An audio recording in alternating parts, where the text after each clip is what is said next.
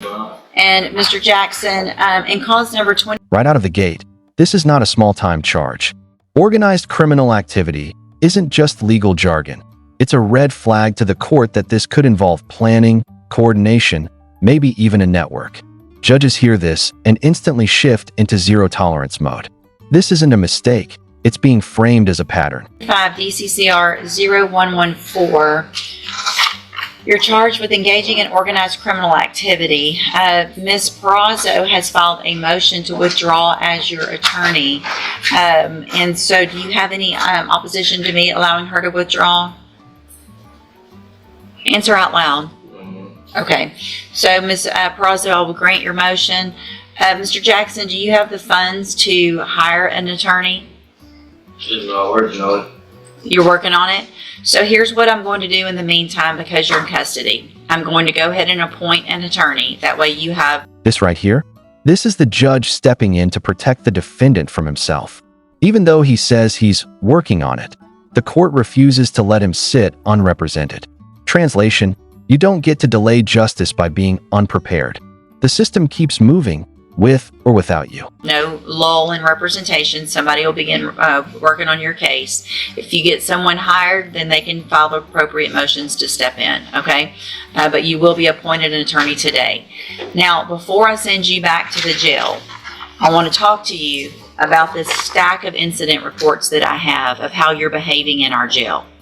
And I know that one of the things that you wanted Ms. Perazo to do and that she had filed on your behalf that we're not going to take up today is for me to reduce your bond. And I can assure you nothing's going to happen other than your bond being increased if you continue to act like the little hooligan that you're acting like in our jail. I can't even tell you how angry... And here it is, the turning point. What happens in jail doesn't stay in jail. Every write-up, every bad decision becomes ammo in court. Bond reductions? Sympathy? Gone. The judge is basically saying, you're building your own case against yourself. This makes me. How old are you? Just turned 19. Just turned 19. Well, let me tell you something. It is time to grow up.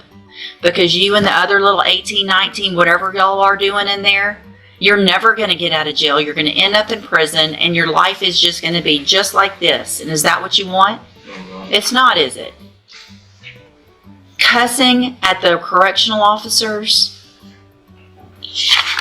laying in bed because you don't want to get up, staying up late because you know when you get to sleep late? When you're at home because you're not in jail for violating the law. That's when you get to sleep late. That's when you get to make your own decisions. You don't get to make those decisions right now. And I get a report every single time you're acting up.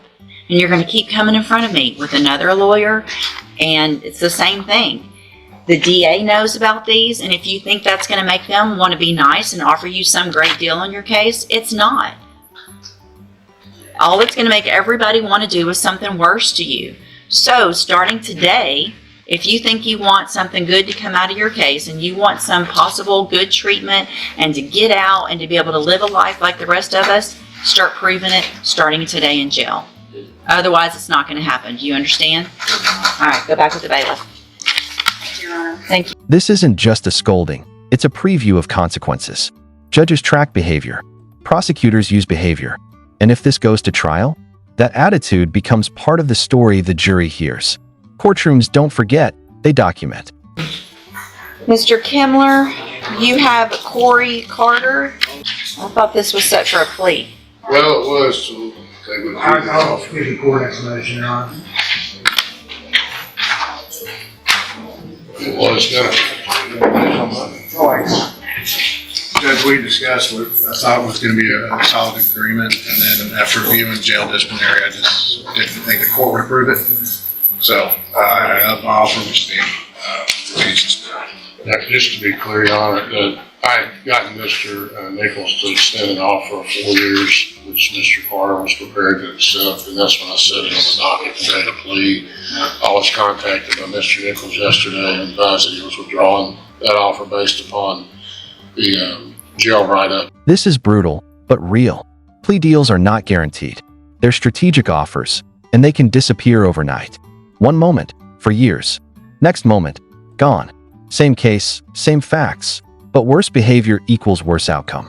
That's the hidden math of criminal court. which I've been provided with. Do you have And that those? the offer was now 6 years and with a 7-year cap. And Mr. Carter's previously refused 5 years, so I did another refusal. So, Mr. Carter, how old are you? 17 years old. And do you realize now what you acting up in jail has already cost you? Do you really? Tell me what it's cost you. Well, some of your life. But you'd already talked about a deal in your case that sounds like you were going to accept. Is that right? And because you can't behave and follow the rules in jail, and I get those reports, and the district attorney's office gets those reports, and your attorney gets those reports, they decided you don't deserve that, and I don't disagree with them. So here's what happens now. If your case goes to trial, and I'm going to go through some things in a few minutes about that, and you get found guilty in that trial, that jury can also hear all of those reports. Every last one of them. And if you think this man right here is going to bring those in and show that jury why you don't deserve any mercy or whatever, he's going to do it. I would if I were him. So if you're going to be in front of a jury, or you're going to be in front of the judge, or someone who's deciding what happens to your life, you might ought to change what you're doing in that jail. I just had a talk with another young one. I don't know what's going on in that dorm with all of you young ones, but what y'all all need to do is look at each other and say, I don't want to go to prison for a long time. If you do, you go act up over there. And man up and say, I'm not going to behave like that. Because you're a man now. And you're in felony court. You don't feel like a man. Your brain's probably not functioning like a man. But you are in felony court like every other grown-up man. And if you make kid decisions and think that horseplaying and treating the people that are trying to work there the way you are is going to get you anywhere, it will. It's going to get you in there longer. Does that make sense?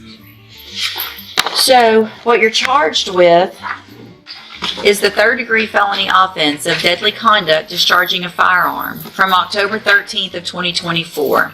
And what that means... Judge, I'm sorry to interrupt again. Yes. He has a juvenile adjudication, which he is actually on parole for. Felony conviction. And it's a felony conviction. My understanding, and I need to file the proper notice, my understanding is that can be used to enhance him to a 2nd degree. I don't think it precludes him from maybe getting probation from a jury. I need to make sure I vet that out through the family code.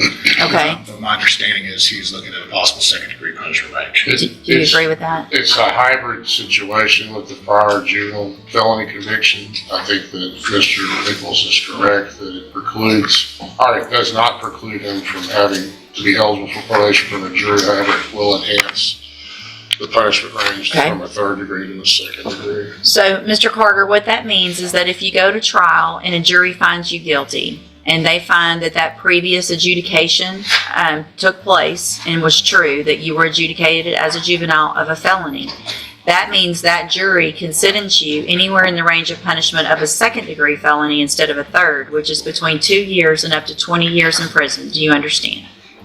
And I have a plea bargain rejection that you've signed with Mr. Kimler that shows that the district attorney's made an offer if he wanted to enter a plea of guilty for a 6-year term in prison or for a 7-year cap to me.